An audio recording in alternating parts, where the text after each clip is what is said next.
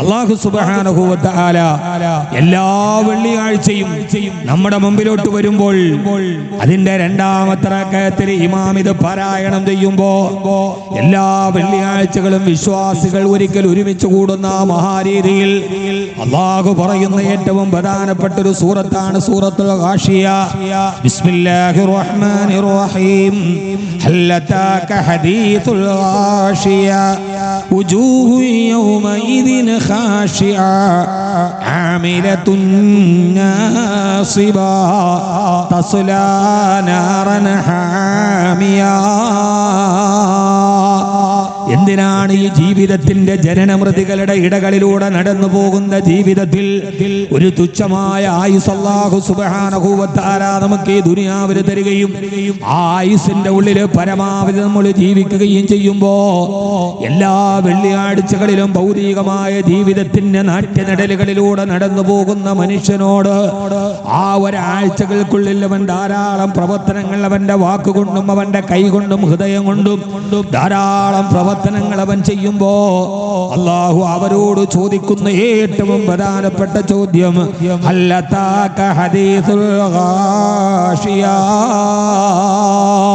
ഹബീബായ നബി മുഹമ്മദ് മുസ്തഫ ഹബീബായ നബി മുഹമ്മദ് മുസ്തഫ സല്ലല്ലാഹു അലൈഹി വസല്ലമ അല്ലാഹുവിന്റെ പ്രവാചകനെ അഭിസംബോധന ചെയ്തിട്ടാണ് ചോദിക്കുന്നത്, നബിയേ ഹൽ അതാക ഹദീസുൽ ഗാഷിയ, ആ വരാനിരിക്കുന്ന മഹാസംഭവത്തെ കുറിച്ച് നിങ്ങൾക്ക് ഓർമ്മയെത്തിയോ നബിയേ? ഇനി വരാനിരിക്കുന്ന, ഇനി നമ്മൾ കാണാനിരിക്കുന്ന, നമ്മളെല്ലാവരും അഭിമുഖീകരിക്കേണ്ട ഒരു മഹാസംഭവം വരാനിരിക്കുന്നുണ്ട്. ആ വരാനിരിക്കുന്ന മഹാസംഭവത്തെ കുറിച്ചുള്ള വൃത്താന്തം അങ്ങേക്ക് വന്നിട്ടില്ലയോ? ഹൽ അതാക ഹദീസുൽ ഗാഷിയ.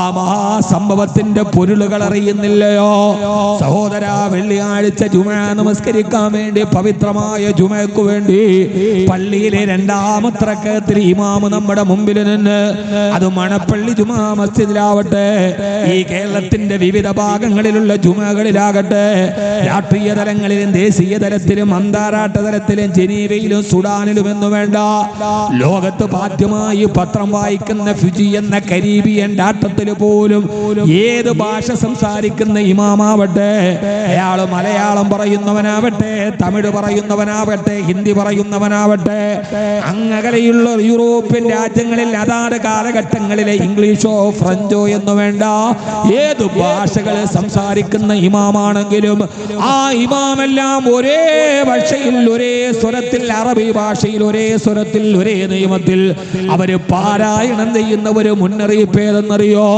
ഭൗതികമായ ജീവിതത്തിന്റെ ഈ കിടമത്സരങ്ങളുടെ ഇടയിലൂടെ എന്തൊക്കെയോ മിഥ്യാധാരണകളിൽ ചീറിപ്പാഞ്ഞു പോകുന്ന മനുഷ്യനോട് അല്ലാഹു പറയുകയാണ്, നിങ്ങൾ ഈ കണ്ടതൊന്നും സംഭവങ്ങളല്ല, ഇന്ന് നടന്നതോ ഇനി നടക്കാനിരിക്കുന്നതോ ലോകം കണ്ടുകൊണ്ടിരിക്കുന്നതോ അതൊന്നും ഒരു മഹാസംഭവമാണെന്ന് നിങ്ങൾ വിലയിരുത്തണ്ട. വരാനിരിക്കുന്ന ഏറ്റവും വലിയ മഹാസംഭവം ഏതെന്നറിയോ? അത് ശാസ്ത്രം പറയുന്നത് പോലെ നമ്മളെല്ലാവരും നിസ്സാരമായി കിടന്നുന്ന ഒരു തുള്ളി ജലത്തിന് വേണ്ടി വരുന്ന മൂന്നാം ലോക മഹായുദ്ധമല്ല. സൂര്യനും ചന്ദ്രനും ഒരേ രേഖയിൽ വന്നിട്ട് വരുന്ന സൂര്യഗ്രഹണമോ ചന്ദ്രഗ്രഹണമോ 1000 ആണ്ട് വർഷങ്ങൾ ഒരിക്കലെങ്ങാനും പിറവിയെടുക്കുമെന്ന് പറയുന്ന ഉൽക്കകളുടെ വരവോ, അതല്ലെങ്കിൽ ബഹിരാകാശ ലോകത്തേക്ക് പോകുന്ന ഇലോൺ മസ്കിന്റെ ഭൗതിക വാഹനത്തെ കുറിച്ചുള്ള ചർച്ചയോ, മനുഷ്യന്റെ എല്ലാ രഹസ്യങ്ങളും ഒരു നഖത്തിന്റെ 4 വലിപ്പമില്ലാത്ത ചിപ്പിന്റെ ഉള്ളിൽ സൂക്ഷിച്ചു വെച്ച് 1000 കണ്ടുപിടുത്തങ്ങളുമായി മനുഷ്യൻ മുമ്പോട്ട് പോകുമ്പോ വരാനിരിക്കുന്ന മഹാസംഭവങ്ങളുടെ മുമ്പിൽ അത്ഭുതത്തോടെ നിൽക്കുന്ന 2030 അത്ഭുതം സംഭവിക്കാൻ പോകുന്നു. 2050 ആകാശത്തിലൂടെ പറന്നു പോകുന്ന കാറുകൾ വരാൻ പോകുന്നു എന്നൊക്കെ നമ്മൾ വരാനിരിക്കുന്ന മഹാസംഭവത്തെ കുറിച്ച് നമ്മൾ ഇങ്ങനെ വാചാലരാകുമ്പോ എല്ലാ വെള്ളിയാഴ്ചയും ഖത്തീബ് നമ്മളോട് ഓതി പറയുകയാണ്, അതൊന്നും ഒരു സംഭവമല്ല, അതൊന്നും ഒരു അത്ഭുതമല്ല, അതൊന്നും പ്രതീക്ഷിക്കേണ്ട കാത്തിരിപ്പല്ല. പിന്നെയോ മനുഷ്യൻ അഭിമുഖീകരിക്കാൻ പോകുന്ന ഏറ്റവും വലിയ മഹാസംഭവം ഹൽ അതാക ഹദീസുൽ ഗാഷിയ. ആ വരാനിരിക്കുന്ന മഹാസംഭവത്തിന്റെ വിവരം അങ്ങയുടെ മുമ്പിലെത്തിയോ നബിയേ? ഏതാ വരാനിരിക്കുന്ന മഹാസംഭവം ഏതെന്നറിയോ? അല്ലാഹു പറയുകയാണ്, വുജൂഹു യൗമൈദിൻ ഖാശിആ, വുജൂഹു യൗമൈദിൻ ഖാശിആ. അന്നത്തെ ദിവസമാണ് മുഖം വല്ലാതെ പേടിച്ചു പരിഭ്രാന്തരായി, ഹൃദയം കിടുകിടാ വിറച്ച്, കാലുകൾക്ക് ബലം നഷ്ടപ്പെട്ട്, കണ്ണുകൾക്ക് കാഴ്ച നഷ്ടപ്പെട്ട് ഒരു മനുഷ്യൻ നിസ്സഹായനായി. ആമിലത്തുൻ നാസിബാ വുജൂഹു യൗമൈദിൻ ഖാശിആ. അന്നത്തെ ദിവസം പേടിച്ചു വരച്ചു പരിഭ്രാന്തനായി ആ മനുഷ്യന്റെ മുഖത്തുള്ള സൗന്ദര്യവും സൗരഭ്യവും സൗമ്യതയും നഷ്ടപ്പെട്ട് അവന്റെ മുഖത്ത് പേടിയുടെ അടയാളങ്ങൾ വന്ന് പേടിച്ചു നിൽക്കുന്ന ഒരു ദിവസം വരാനുണ്ട് നബിയേ. ആ ദിവസമാണ് മഹാസംഭവമാണ്. ഇദാ സുൽസിലത്തിൽ അർദു സിൽസാലഹാ വഅഖറജത്തിൽ അർദു അസ്ഖാലഹാ വഖാലൽ ഇൻസാനു മാ ലഹാ. ദിവസത്തിന്റെ ഭയാനതയെ കുറിച്ചാണ് വിശുദ്ധ ഖുർആൻ നമ്മളോട് പറഞ്ഞത്. ഈ ഭൂമി കിടുകിടാ വിറക്കുന്ന ദിവസം,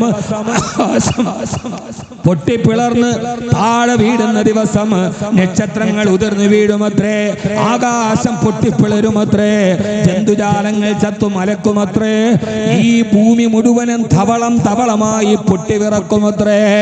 ആ ദിവസത്തെ കുറിച്ചാണ് വിശുദ്ധമായ ഖുർആൻ നമ്മളോട് പറയുന്നത്.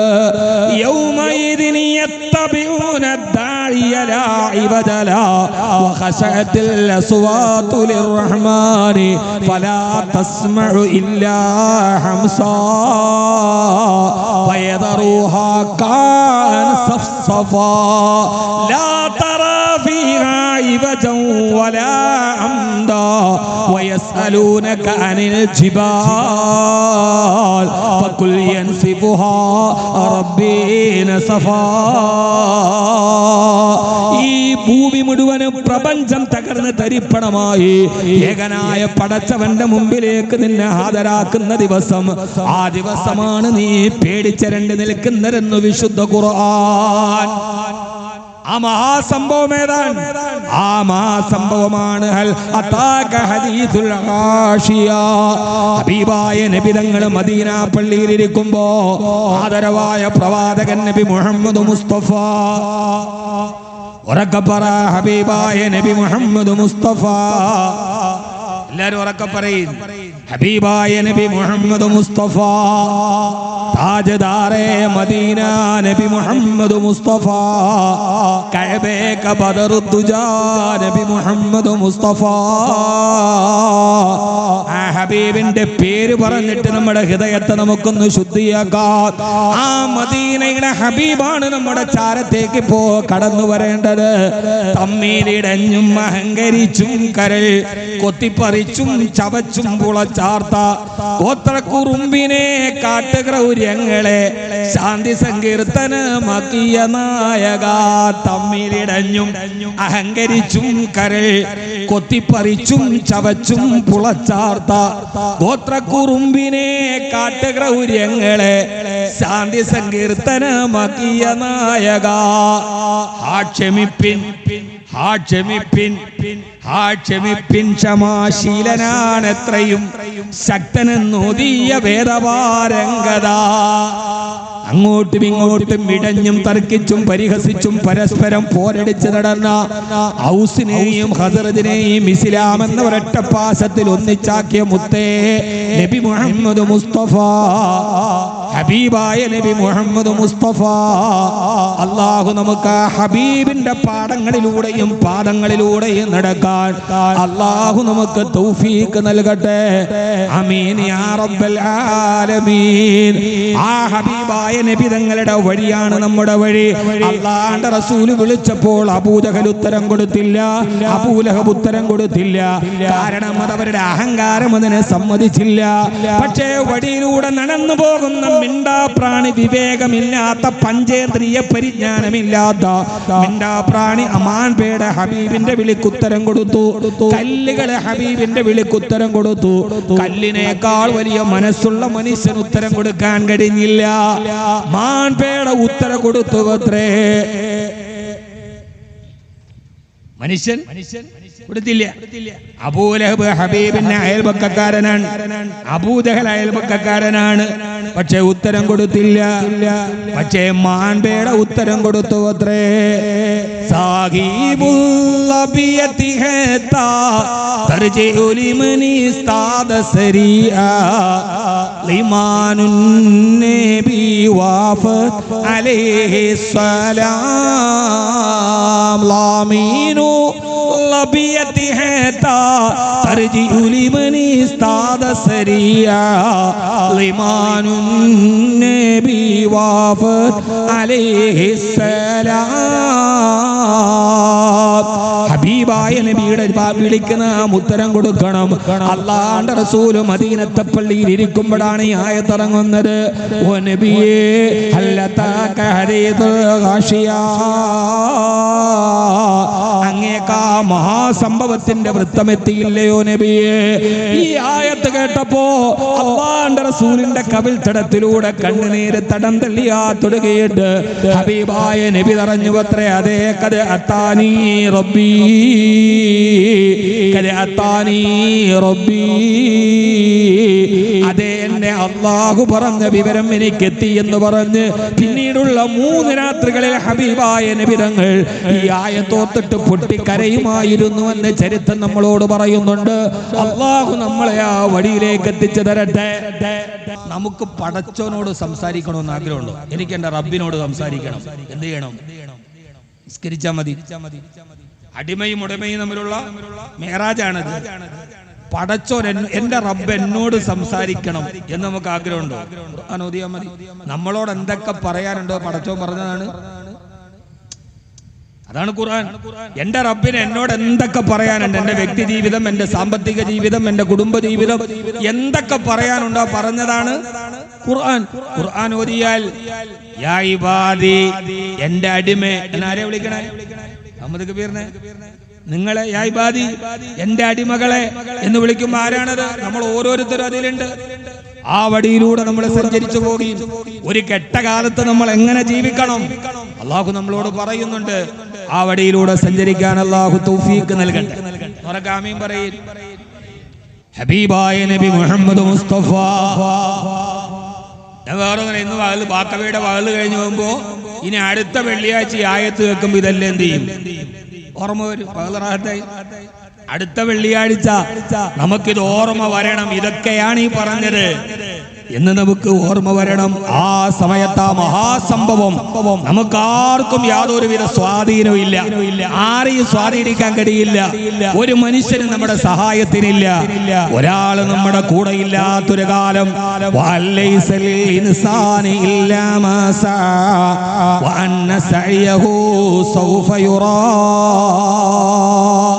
അല്ലാഹുവിന്റെ ഖുർആൻ പറയുകയാണ്, ഒരാളുമില്ലാത്ത ഒരു സമയമുണ്ട്. മനുഷ്യന്റെ ബോധ്യം അവിടെയാണ്.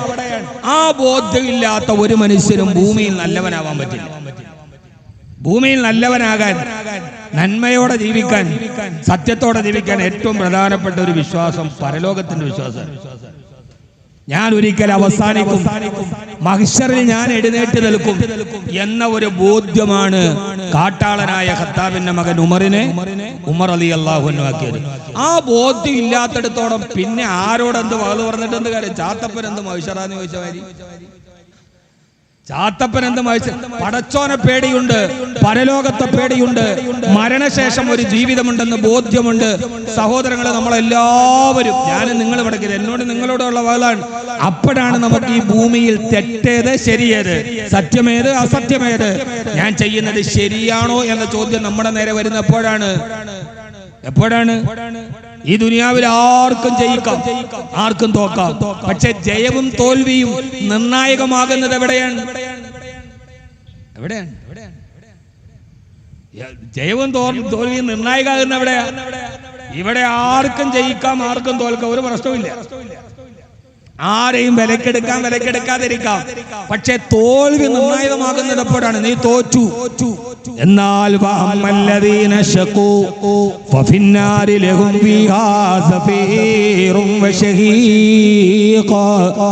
നാളെ പരലോകത്ത് തോറ്റുപോയവന് കത്തിക്കാളുന്ന നരകമാണ് പ്രതിഫലം. ഇനി ഒരാളോട് പറയാണ് നീ ഇവിടെ ജയിച്ചു കേട്ടോ. എന്നാൽ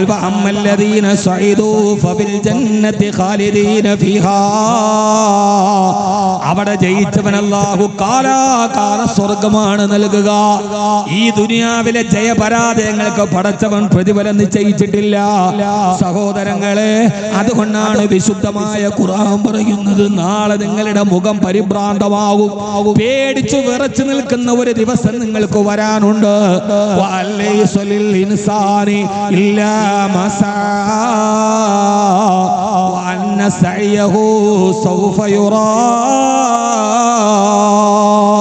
നിങ്ങൾ ചെയ്തതിനല്ലാതെ നിങ്ങൾക്ക് പ്രതിഫലം കിട്ടാത്ത, ഒരാളെയും നിങ്ങൾക്ക് വിലക്കെടുക്കാൻ കഴിയാത്തൊരു ദിവസം വരാനുണ്ട്. അന്ന് നിങ്ങളുടെ പണത്തിന്റെ സ്വാധീനം വില പോവുകയില്ല, അധികാര സ്വാധീനം വില പോവുകയില്ല.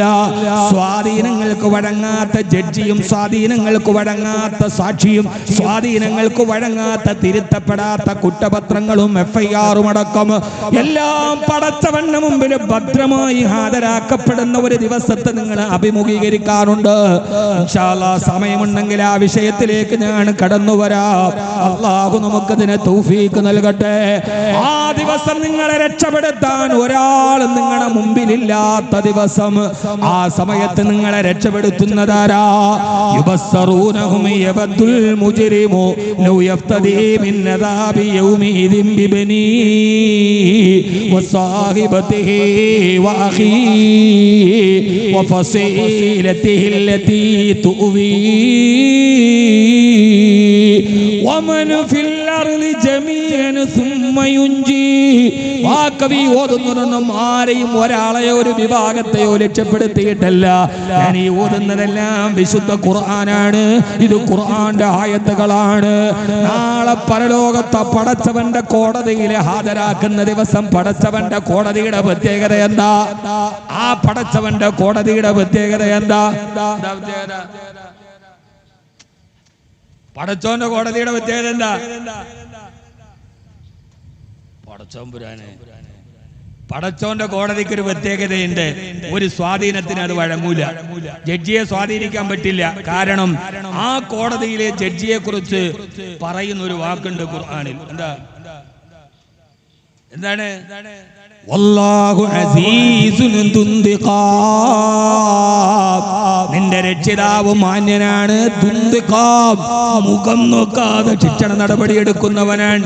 ദുന്തിഖാം, മുഖത്ത് നോക്കൂല. വാക്കവിയാണോ, തങ്ങളാണോ, പ്രഭാഷകനാണോ, മുതലാളിയാണോ, പാവപ്പെട്ടവനാണോ, ഒരു പരിഗണനയും ആ ജഡ്ജിയുടെ മുമ്പിൽ സാധ്യമല്ല. വല്ലാഹു അസീസുൻ ദുന്തിഖാം. പെങ്ങളെ സൗന്ദര്യ മാനദണ്ഡമാവില്ല. ആരുടെ ഭാര്യയാണെന്ന് പറഞ്ഞിട്ടും കാര്യമില്ല. ഫാത്തിമ പൊന്നുമോളെ ഫാത്തിമ. അതുകൊണ്ടാണ് മദീനയിൽ ലോകത്തിന്റെ നായകൻ തന്റെ കരളിന്റെ കഷണമായ പ്രിയപ്പെട്ട പൊന്നുമോള് ഫാത്തിമ റളിയല്ലാഹു അൻഹയോട് പറഞ്ഞത്, പൊന്നുമോളെ ഫാത്തിമ, നീ ഉപ്പാന്റെ കരളിന്റെ കഷണമാ. ഉപ്പാന്റെ വരളിൽ പിടിച്ചു നടന്ന പൊന്നുമോളാണ് നീ. അഹ്ലു ബൈത്തിന്റെ ഉമ്മയാണ്. പക്ഷേ നാളെ പരലോകത്ത് മുഹമ്മദിന് നിന്നെ സഹായിക്കാൻ കഴിയില്ലെന്ന് സ്വന്തം മകളോട് പോലും ഹബീബായ നബി മുഹമ്മദ് മുസ്തഫ. കാരണം ഞാൻ ഇന്നാളാണ്, എന്റെ മേൽവിലാസം ഇതാണ്, ഞാൻ 10-35 വർഷം വയലു പറഞ്ഞ ആളാ, ഖുർആൻ പാഠമാക്കിയ ഹാഫിളാ. ഒന്നുമില്ല സഹോദര, ഒരു മുഖം നോക്കാതെ നടപടിയെടുക്കുന്ന ജഡ്ജിയാണ് പരലോകത്തിന്റെ ജഡ്ജി. ഖുർആൻ പറയണ പ്രസംഗേ നിങ്ങൾ വേറെ ഒന്നുമായിട്ട് താരതമ്യപ്പെടുത്തരുത്. അല്ലാഹു, ഞാൻ ഇത് ഖുർആനാണ്. ഈ ഖുർആൻ പറയുമ്പോൾ ചിലപ്പോൾ ഞാനാണോ എന്ന് തോന്നുന്നു, നീയാണോ എന്ന് തോന്നുന്നു. അതിനകത്ത് നിങ്ങൾ വിചാരിക്കരുത് അല്ലാഹ് ഇത് ഉസ്താദ് പറയണ അങ്ങനെയൊന്നുമില്ല. ഇതിനകത്ത് എല്ലാവരും ഉണ്ട്. എന്നെ കണ്ടാൽ കിണ്ണം കെട്ടവനെ പോലെ തോന്നുമോ എന്ന് ചോദിക്കരുത്. ഇതിനകത്ത് എന്തുണ്ട്? ഇത് ഖുർആനാണ്. ഖുർആൻ എല്ലാവർക്കും ഉള്ളതാണ്, എല്ലാ കാലത്തും. വഫി അംഫുസിക്കും അഫലാ, എന്താ ഖുർആന്റെ പ്രത്യേകത? വഫി അംഫുസിക്കും അഫലാ തുബ്സിറൂൻ. നിങ്ങൾ ഖുർആനിൽ നോക്കിയാൽ ആകാശം കാണാം, ഭൂമി കാണാം, രഹസ്യം കാണാം, മെഡിക്കൽ സയൻസ് കാണാം, അസ്ട്രോണമി കാണാം, ബയോളജി കാണാം. വഫി അംഫുസിക്കും നിന്നെയും കാണാം. വഫി അംഫുസിക്കും മനസ്സിലായില്ല? നിന്നെയും കാണാം. ഒരു കണ്ണാടിയാണത്. തുറന്നു നോക്കിയാൽ അത് നമ്മുടെ കണ്ണാടിയാണ്. ആ കണ്ണാടിയെ നമുക്ക് എന്ത് ചെയ്യാം? നമുക്ക് മനസ്സിലാക്കാൻ കഴിയും. അല്ലാഹു സുബ്ഹാനഹു വ തആല നമ്മെ എല്ലാവരെയും വിശുദ്ധമായ ഖുർആനിന്റെ തണലിലൂടെ അല്ലാഹു നടത്തി തരട്ടെ. ആ ജഡ്ജിയെ സ്വാധീനിക്കാൻ കഴിയില്ല. വല്ലാഹു അസീസുൻ ദുൻതിഖാം. മുഖം നോക്കൂല, പറ്റില്ല എന്ന് മാത്രമല്ല, ആ കോടതിയുടെ പ്രത്യേകത അത്ര പെട്ടെന്ന് അവധിക്ക് മാറ്റിവെക്കലുമില്ല. പടച്ചോന്റെ കോടതി ഈ കേസ് അടുത്ത അവധിയിലേക്ക് മാറ്റിവെച്ചു. 12-ാം തീയതി വന്നാൽ മതി, അല്ലെങ്കിൽ ഈ സാക്ഷി ഹാജരായില്ല, ഒന്നുമില്ല. ആ സമയത്ത് ഇന്നല്ലാഹ, പടച്ചോന്റെ കോടതി, ലോകത്തിലെ അല്ലാഹുവിന്റെ കോടതി, ആ കോടതിക്ക് കേസ് അവധിക്ക് വെക്കലില്ല, വേറെ ഒരു പ്രതിയിലേക്ക് മാറ്റലില്ല. ലോകത്തിലെ ഏറ്റവും അതിവേഗ കോടതി പടച്ചവന്റെ കോടതിയാണ്. ഇന്നല്ലാഹ സരീഉൽ ഹിസാബ്. എന്റെ പടച്ചവൻ സരീഉൽ ഹിസാബ്, പെട്ടെന്ന് വിധി പ്രഖ്യാപിക്കുന്നവനാണ്. വാദവും കഴിഞ്ഞു, സാക്ഷിയും കഴിഞ്ഞു, എല്ലാം കഴിഞ്ഞു. സരീഉൽ ഹിസാബ്. അല്ലാഹുവിന്റെ കോടതി ഏറ്റവും അതിവേഗ കോടതി, ഫാസ്റ്റ് ട്രാക്ക് കോടതി നമ്മൾ കേട്ടിട്ടില്ലേ ദുനിയാവില്? ഇതൊക്കെ ഖുർആന്റെ കോടതിയാണ്. ഇന്നല്ലാഹ സരീഉൽ ഹിസാബ്. നിന്റെ പടച്ചവൻ കോടതി അതിവേഗ കോടതിയാണ്. നമ്മുടെ നാട്ടിൽ സ്വാഭാവികമായിട്ട് ഒരു കേസിന് 2 സാക്ഷി മതി. ഇപ്പൊ തന്നെ നമ്മുടെ ചുറ്റും തന്നെ ഏതാണ്ട് 8 സാക്ഷികളുണ്ട്. 8 സാക്ഷികൾ നമ്മുടെ കയ്യിൽ തന്നെയുണ്ട്. അല്ലാഹു നമുക്ക് ബോധം തരട്ടെ. അല്ലാഹുവിന്റെ വിശുദ്ധമായ ഖുർആൻ പറയുകയാണ്, നമുക്ക് 8 സാക്ഷികളാണ്.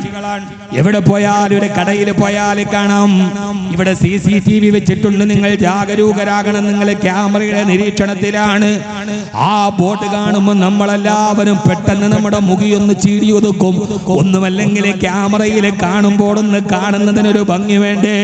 മുണ്ട് നന്നായിട്ടെടുത്ത് മുഖമൊന്ന് ചീടിയൊതുക്കിയിട്ടൊരു കേവലം ഒരു CCTVയുടെ ക്യാമറയുടെ നിരീക്ഷണത്തിലാണെന്ന് പറയുമ്പോൾ ആ സമയത്തൊന്ന് ഒരുങ്ങി നിൽക്കുന്ന മനുഷ്യ, നിങ്ങളെ അല്ലാഹു പറയുകയാണ്, നിങ്ങൾക്ക് ഞാൻ വെച്ചിരിക്കുന്നത് 2 ക്യാമറയല്ല, 8ഓളം ക്യാമറകളുടെ നിരീക്ഷണത്തിലാണ് നമ്മൾ നടക്കുന്നതെന്ന ബോധ്യം നമുക്കുണ്ടായാൽ അതിനപ്പുറത്തേക്ക് നമുക്ക് പിന്നെ ഏത് ബോധ്യമാവേണ്ടത്? നമ്മുടെ 8 സാക്ഷികൾ ഏതെന്നറിയോ? അതിലൊന്നാമത്തേത് ഇത് യതലഖൽ മുത്തലഖിയാനി അനിൽ യമീനി വഅനി ശിമാലി ഖഈദ് മാ യൽഫിലു മിൻ ഖൗലിൻ ഇല്ലാ ലദൈഹി റഖീബുൻ അതീദ്. 8 സാക്ഷ്യം പറയട്ടെ, 8 സാക്ഷ്യം പറഞ്ഞാരട്ടെ. നിങ്ങളെന്തോ ഒരു സഹരണയില്ലാത്ത എന്റെ വകയല്ല, ഖുർആൻ ഈ പറയുന്ന എല്ലാം ഖുർആന്റെ ആയത്താണ്. നമ്മൾ സ്വയം അലർട്ടാവുക എന്നതിനേക്കാൾ അപ്പുറം മറ്റുള്ളവനല്ലല്ലോ നമ്മൾ നോക്കണ്ടേ. നമ്മൾ സ്വയം ആദ്യം ഞാൻ എന്നെ, പിന്നെ നിങ്ങൾ നിന്നെ. മനുഷ്യ, നിനക്കൊരു ബോധമില്ലേ? ആര് മറച്ചു വെച്ചാലും, ആരുടെ മുമ്പിൽ ഒളിച്ചു വെച്ചാലും, ആർക്കും ഒരിക്കലും ഒളിക്കാൻ കഴിയാത്ത, മറച്ചു വെക്കാൻ കഴിയാത്ത 2 ക്യാമറ നിന്റെ 2 തോളിൽ ഞാൻ വെച്ചിട്ടുണ്ട്. സൂറത്തുൽ കാഫിർ യതലക്കൽ മുത്തലഖിയാനി അനിൽ യമീനി വഅനി ശിമാലി ഖഈദ് മാ യൽഫിലു മിൻ ഖൗലിൻ ഇല്ലാ ലദൈഹി റഖീബുൻ അതീദ്. റഖീബും അതീദും നിന്റെ 2 തോളിലില്ലയോ? മക്കളെ കുറിച്ച് ഖുർആൻ പറയുന്ന പ്രയോഗം എന്നല്ല, ഇരിക്കുന്നവനെന്നല്ല. നമ്മൾ പറയും റഖീബും അതീദും ഇരിക്കുന്നു എന്നല്ലേ. ഖുർആന്റെ പ്രയോഗം ലപ്തപ്രതിഷ്ഠ നേടിയ ആളുകളാണ് എന്ന് പറഞ്ഞാൽ ഒരു സമയത്തും ഇളക്കി മാറ്റാൻ കഴിയാത്ത വിധം ലപ്തപ്രതിഷ്ഠ നേടിയ ആളാ. നമുക്ക് ആ ബോധ്യം തരട്ടെ. മാ യൽഫിലു മിൻ ഖൗലിൻ, മാ യൽഫിലു മിൻ ഖൗലിൻ, ഒരു വാക്ക്, ഖൗൽ എന്ന് പറഞ്ഞാൽ ഒരു വാക്ക് അവരെഴുതാതെ നിനക്ക് ഒഴിവാക്കാൻ പറ്റില്ല. നീ എഴുതിയില്ല, പക്ഷേ ആരെഴുതിയിട്ടുണ്ട്? അവരെഴുതിയിട്ടുണ്ട്. പടച്ചോനെ ഞാൻ കണക്ക് എഴുതിയില്ല, മലക്ക് എഴുതിയിട്ടുണ്ടെന്ന്. നീ ഒന്ന് വിട്ടുപോയി, പക്ഷെ പടച്ചോന്റെ ലിസ്റ്റിൽ അത് വിട്ടുപോകും ഇല്ല. ആ ബോധ്യമാണ് ഒരു മനുഷ്യനെ ഹറാമും ഹലാലും വേർതിരിക്കുന്നത്. ഞാൻ വിട്ടുപോയാലും എന്റെ മഹസറിൽ അത് വിട്ടുപോയി. രണ്ടായ ക്യാമറ, രണ്ടായ മൂന്നാമത്തേതോ യതഅഖബൂന ഫീകും മലായികത്തും ബില്ലൈലി വമലായികത്തും ബിന്നഹാർ. സഹോദരാ, ഇതൊക്കെ ചിന്തിച്ചാൽ നമുക്ക് കിടന്നാൽ ഉറക്കം പോലും വരില്ല. രാവിന്റെയും പകലിന്റെയും പ്രത്യേക മലക്കുകളുണ്ട് എന്ന് പറഞ്ഞാൽ ഒരു കമ്പനിയിൽ ഫിനാൻസ് ഡിപ്പാർട്ട്മെന്റ് മൊത്തം നോക്കുന്ന ഒരാളുണ്ട്. അതുപോലെ ഡേ ഡ്യൂട്ടി ഉണ്ട്, നൈറ്റ് ഡ്യൂട്ടി ഉണ്ട്. സുബഹിക്ക് വന്നിട്ട് മഗ്‌രിബിന് തിരിച്ചു പോകുന്ന മലക്കുകൾ അതുവരെയുള്ളത് കർമ്മം രേഖപ്പെടുത്തുന്നുണ്ട്. മഗ്‌രിബ് കഴിഞ്ഞു വരുന്ന മലക്കുകൾ പിന്നീട് സുബഹി വരെയുള്ളത് രേഖപ്പെടുത്തുന്നുണ്ട്. രാവിലും പകലും നിന്റെ കർമ്മങ്ങളെ രേഖപ്പെടുത്താൻ രണ്ട് വിഭാഗം മലക്കുകളെ അല്ലാഹു രേഖപ്പെടുത്തിയിട്ടുണ്ട്. ഇപ്പോൾ 4 സാക്ഷികളായോ, ഇനി അഞ്ചാമത്തേത് വൽ മലായികത്തു യശ്ഹദൂൻ.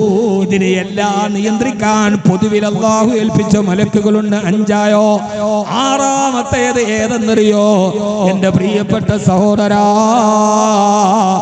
6ാമത്തെ സാക്ഷി മറ്റാരുമല്ല, യൗമഇദിന തശ്ഹദു അലൈഹിം അൽസിനതുഹും വഅയ്ദീഹിം വഅർജുലുഹും ബിമാ കാനൂ യഅമലൂൻ. അല്ലാഹു അടുത്ത സാക്ഷികളായി വെച്ചിരിക്കുന്ന നമ്മുടെ കൈകളെയും നമ്മുടെ കാലുകളെയും നമ്മുടെ നാവുകളെയും. ഒന്ന് നിന്റെ കൈയാണ്, യൗമഇദിൻ തശ്ഹദു. ഷാഹിദ് എന്ന് പറഞ്ഞാൽ സാക്ഷി. അന്നത്തെ സാക്ഷി അൽസിനത്തുഹും, നിന്റെ നാവ്, ചീത്ത പറഞ്ഞ നാവ്, തെറി പറഞ്ഞ നാവ്, ഒരാളെ കുറിച്ച് അനാവശ്യമായി പറഞ്ഞ നാവ് അടുത്ത സാക്ഷിയാണ്. വഅയ്ദീഹിം, നിന്റെ കൈകളുണ്ടല്ലോ, ആ കൈകൾ കൊണ്ട് എന്തൊക്കെ എഴുതിയിട്ടുണ്ട്, എന്തൊക്കെ എഴുതാത്തതുണ്ട്, എന്തൊക്കെ വിട്ടുപോയിട്ടുണ്ട്. സഹോദരാ, അതൊന്നും പടച്ചവന്റെ മുമ്പിൽ ഒളിക്കാൻ കഴിയില്ലല്ലോ. ആ പടച്ചവന്റെ മുമ്പിൽ കൃത്യമായി നീ അതിനെ എഴുതപ്പെടുന്ന നിന്റെ ഈ വിരലുകൾ സാക്ഷി നിൽക്കും. വാർജുലുഹും, നിന്റെ കാലുകൾ സാക്ഷി നിൽക്കും. ആ സാക്ഷികളുടെ വിചാരണയും നടക്കുന്നുണ്ട്. അല്ലോ മനഖതിമു അലാ അഫ്വാഹിഹിം വതകല്ലിമുനാ അയ്ദീഹിം വതശ്ഹദു അർജുലുഹും ബിമാ കാനൂ യക്സിബൂൻ. അല്ലോ അന്നേ ദിവസം നഖ്തിമു അലാ അഫ്വാഹിഹിം, അവരുടെ വായുകൾ ഞാൻ സീൽ വെക്കും. വതകല്ലിമുനാ അയ്ദീഹിം, അവരുടെ കൈകൾ എഴുന്നേറ്റ് സംസാരിക്കും. വതശ്ഹദു അർജുലുഹും, അവരുടെ കാലുകൾ സാക്ഷി നൽകും. ബിമാ കാനൂ യക്സിബൂൻ, അവര് ചെയ്തതെല്ലാം പടച്ചവന്റെ മുമ്പിൽ വിളിച്ചു പറയുന്ന ദിവസമുണ്ട്. ആരുടെ മുമ്പിലും രക്ഷപ്പെടാൻ കഴിയില്ല. നമ്മുടെ കുടുംബത്തിൽ ഞാൻ എന്തെങ്കിലും ചെയ്തോ, അത് നാളെ പടച്ചവന്റെ മുമ്പിൽ എന്റെ കൈകൾ സാക്ഷി നിന്ന് പറയും. എന്റെ ഭാര്യ കാരണമായി ഞാൻ മർദ്ദിച്ചിട്ടുണ്ടോ, അവളെ ഞാൻ അടിച്ചിട്ടുണ്ടോ, ഈ കൈ കൊണ്ട് ഞാനൊരു നിരപരാധിയുടെ മുഖത്തടിച്ചിട്ടുണ്ടോ, പടച്ചവന്റെ മുമ്പിൽ സാക്ഷി പറഞ്ഞേ മതിയാവൂ. അവയവങ്ങൾ ചെയ്തതിനെ കുറിച്ച് പടച്ചവന്റെ മുമ്പിൽ പറയണം. സഹോദരാ, അതിൽ നിന്ന് ആർക്കാണ് മാറി നിൽക്കാൻ കഴിയുക? അല്ലാഹു നമുക്ക് തൗഫീഖ് നൽകട്ടെ. പടച്ചവന്റെ മുമ്പിൽ പറയേണ്ടതില്ലേ? അല്ലാഹുവിന്റെ ഖുർആൻ ഹബീബായ നബി മുഹമ്മദ് മുസ്തഫ, ഹബീബായ നബി മുഹമ്മദ് മുസ്തഫ സല്ലല്ലാഹു അലൈഹി വസല്ലം പറയാണ്, ലാ യസൂലു ഖദമ അബ്ദിന് ഹത്താ യുസ്അല അൻ അർബ. 4 ചോദ്യത്തിന് മറുപടി പറയാതെ ഒരു മനുഷ്യന്റെ കാലെടുത്തു മാറ്റാൻ സാധ്യമല്ല. ലാ യസൂലു ഖദമ അബ്ദിൻ, ഒരു കാലം എന്നല്ല 2 കാലും. ഖദമ ഒരു കാല് മാറ്റുന്ന, അങ്ങനെ 2 കാലം നിന്നിട്ട് സമാധാനം പറയണം. നിന്റെ ആയുസ്സെന്തിനെ ചെലവഴിച്ചു, നിനക്ക് കിട്ടിയ ഇൽമെന്തിനെ ചെലവഴിച്ചു. അടുത്തത് നിന്റെ സമ്പാദ്യത്തെ കുറിച്ചാണ്. ഏത് ചോദ്യവും ശ്രദ്ധിച്ചു കേട്ടോളീന്. ആയുസ്സിനെ കുറിച്ച് ഒരൊറ്റ ചോദ്യമേ ഉള്ളൂ, എങ്ങനെ ചെലവഴിച്ചു. ഇൽമിനെ കുറിച്ച് ഒരൊറ്റ ചോദ്യമേ ഉള്ളൂ, എങ്ങനെ കൈകാര്യം ചെയ്തു. പക്ഷേ 3ാമത്തെ ചോദ്യം നിന്റെ സമ്പത്തിനെ കുറിച്ചാണ്. സമ്പത്തിന് മാത്രം 2 ചോദ്യമാണ്. എവിടെ നിന്ന് സമ്പാദിച്ചു, എവിടെ ചെലവഴിച്ചു. സമ്പാദ്യത്തിന്റെ കാര്യത്തിൽ 2 ചോദ്യമാണ്. ആയുസിന്റെ കാര്യത്തിൽ ഒറ്റ ചോദ്യം. നമ്മൾ കേട്ടിട്ട് വേണം ഗൗരവത്തോടെ സമയം. ഇത് എന്താണിത്, എവിടെ നിന്നാണ് നീ ഇത് ഉണ്ടാക്കിയത്? മറ്റൊരാളെ കബളിപ്പിച്ചതാണോ, വേറൊരാളെ പറ്റിച്ചതാണോ, അതല്ല കള്ളക്കച്ചവടം നടത്തിയതാണോ? എന്റെ പ്രിയപ്പെട്ട സഹോദരാ, വളരെ സൂക്ഷ്മതയോടെ കൈകാര്യം ചെയ്യണം.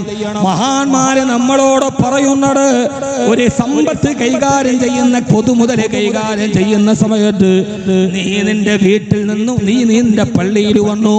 ആ പള്ളിയിൽ വന്ന് നമസ്കരിക്കാൻ വേണ്ടി വധു എടുത്ത് നമസ്കരിച്ചിട്ട് പള്ളിയിൽ നിന്ന് വെളിയിലേക്ക് ഇറങ്ങുമ്പോ ആ സമയത്ത് വധുവെടുത്ത പടച്ചവനെ നിസ്കരിക്കാൻ വധുവെടുത്ത വെള്ളത്തിന്റെ നനവ് കാലിലുണ്ടെന്നിരിക്കെ ആ കാല് നീ പള്ളിയുടെ മുറ്റത്ത് ചവിട്ടി, ആ മുറ്റത്ത് ചവിട്ടിയ കാലിൽ നിന്ന് പള്ളിയുടെ മുറ്റത്ത് കിടക്കുന്ന മണൽത്തരി നിന്റെ കാലിൽ പറ്റിപ്പിടിക്കുകയോ ചെരുപ്പിന്റെ അടിയിൽ പറ്റിപ്പിടിക്കുകയോ ചെയ്യുകയും അത് നടന്ന് നിന്റെ വീട്ടിലെത്തിയിട്ട് ആ ചെരുപ്പൂരുന്ന സമയത്ത് പള്ളിയുടെ മുറ്റത്തെ മണൽത്തരി നിന്റെ വീടിന്റെ മുറ്റത്ത് വീണാൽ പടച്ചവനോട് നീ അതിനെക്കുറിച്ച് സത്യം സമാധാനം പറയേണ്ടി വരുമെന്ന് ഉലമാക്കൾ നമ്മളെ ബോധ്യപ്പെടുത്തുന്നുണ്ട്.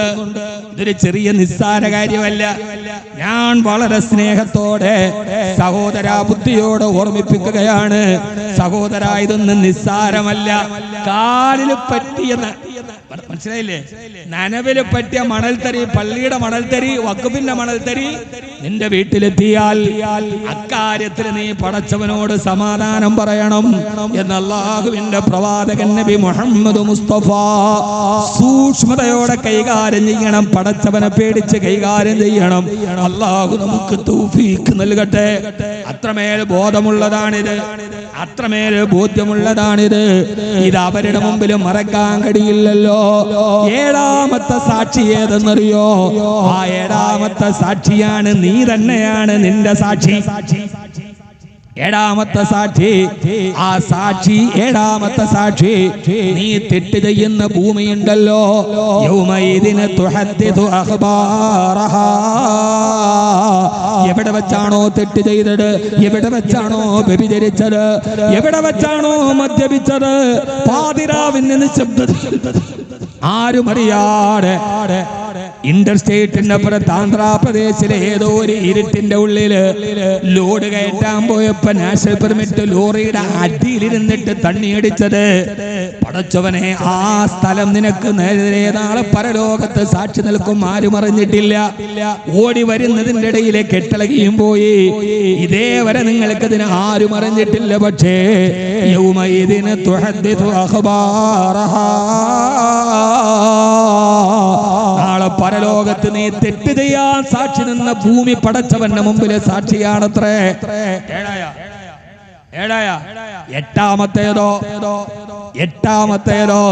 എട്ടാമത്തെ സാക്ഷി നമ്മൾ തന്നെ. ബലിൽ ഇൻസാനു അലാ നഫ്സിഹി ബസീറാ.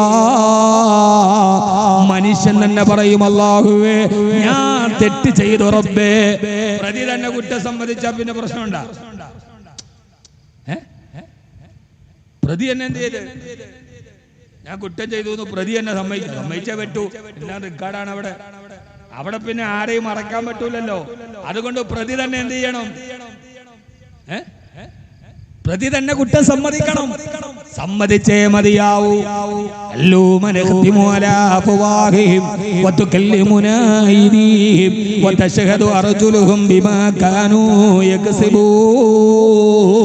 അന്നേ ദിവസം നമ്മുടെ കൈകൾ സംസാരിക്കുമത്രേ, കാലുകൾ സംസാരിക്കുമത്രേ, നാവ് സംസാരിക്കുമത്രേ. ആ സമയത്ത് നമ്മൾ കൈകളോട് പറയും, കൈകളെ നിങ്ങൾ എന്തിനാണ് എനിക്കെതിരെ സാക്ഷി നൽകിയത്? വഖാലൂ ലിജുലൂദിഹിം ലിമ ശഹിദ്തും അലൈനാ അലൈനാ. എന്റെ പ്രിയപ്പെട്ട സഹോദരിമാരോടുകൂടി സൂറത്തു ഹാമീം സദറയിൽ അല്ലാഹു പറയുകയാണ്, നമ്മൾ ചോദിക്കുമത്രേ, അഹ്മദ് കബീർ ചോദിക്കും, ലിജുലൂദിഹിം, നമ്മുടെ തൊലികളോട്, അവയവങ്ങളോട്, ലിമ ശഹിത്തും അലൈനാ, എന്തിനാണ് എനിക്കെതിരെ സാക്ഷി നിൽക്കുന്നത്? കൈകളെ മൈലാഞ്ചി വെച്ച് ചുമപ്പിച്ച്, ക്യൂടെക്സ് ചുമപ്പിച്ച്, ഒരു പെരുന്നാൾ, ഒരു കല്യാണത്തിനാണ് ആ ക്യൂടെക്സ് പോകൂന്ന് കരുതിയിട്ടല്ലേ ഒതുവെടുക്കാറ് നിസ്കാരം കളാക്കിയത്. നഖം വെട്ടി നന്നായി പെഡിക്യൂറും മിനിക്യൂറും ചെയ്ത് നിന്നെ മിനിക്ക് നടന്ന എനിക്കെതിരെ നീ തിരിയുന്നോ? കൈകളെ. കാലുകളോട് ചോദിക്കും, കാലുകളെ, എത്ര മനോഹരമായി നിന്നെ ഞാൻ പരിപാലിച്ച് നടന്നതാണ്, എനിക്കെതിരെ നീ ഇന്ന് തിരിഞ്ഞു നിന്നല്ലോ. വഖാലൂലി ജുദൂദിഹിം ലിമ ശഹിത്തും അലൈനാ. ആരാണ് നിങ്ങൾക്ക് ഇതിന് സംവിധാനം ചെയ്തത്? ആ സമയത്ത് ആ കൈകളും കാലുകളും നമ്മോട് മറുപടി പറയും, അന്തഖനല്ലാഹുല്ലദീ അന്തഖ കുല്ല ശൈ. സർവ്വ വസ്തുക്കൾക്കും സംസാരിക്കാൻ കഴിവ് കൊടുത്ത റബ്ബാണ് ഞങ്ങൾക്കും ഇന്ന് സംസാരിക്കാൻ തന്നതെന്ന്. അതുകൊണ്ട് സഹോദരാ, സഹോദരി, ഈ മുഴുവൻ സാക്ഷികളെയും മറികടക്കാൻ നമുക്ക് കഴിയോ? 9ാമതൊരു സാക്ഷിയുണ്ട്. ആ സാക്ഷിയാണ് യഅലമു ഖായിനത്തൽ അയുനി വമാ തുഖ്ഫിസ് സുദൂർ. കണ്ണുകളുടെ കള്ളനോട്ടത്തെ പോലും തിരിച്ചറിയുന്ന അല്ലാഹ്. ആ ജഡ്ജി തന്നെ സാക്ഷിയാണെങ്കിലോ, വിധി തീർപ്പിക്കാൻ പോകുന്ന ജഡ്ജി തന്നെ തെറ്റുകളെല്ലാം കണ്ടതാണെങ്കിലോ, അല്ലാഹു നമുക്ക് ബോധ്യം തരട്ടെ.